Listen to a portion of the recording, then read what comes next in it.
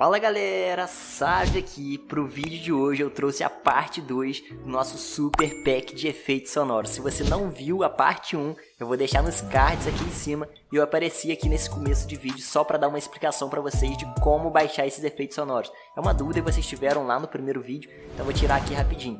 Na descrição do vídeo eu deixei o link para você fazer um download pelo Mediafire. Você baixa lá um por um para poder ser totalmente gratuito, ou se você quiser baixar todos ao mesmo tempo de forma grátis também, eu deixei o link também lá na descrição do vídeo do arquivo compactado com todos os efeitos sonoros. Basta você baixar aí o WinRAR ou então algum outro aplicativo no seu celular ou computador que você já vai conseguir extrair e usar todos os efeitos sonoros aí nos seus vídeos. Demorou? Fica aí agora com os efeitos sonoros. Tamo junto. Valeu. Um abraço.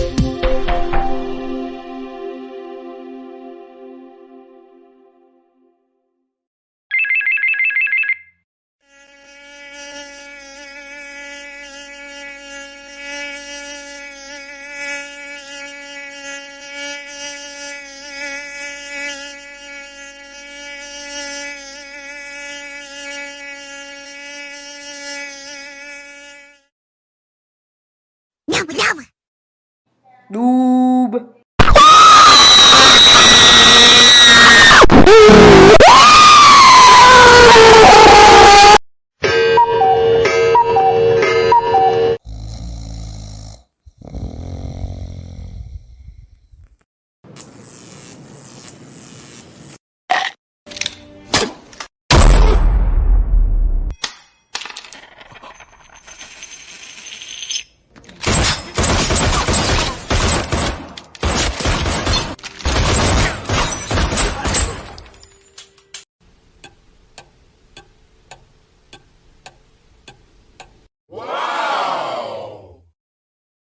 Olá, seja bem-vindo ao canal Sávio Ferraz, trazendo qualidade em forma de design. E aí, gostou? Deixe seu like.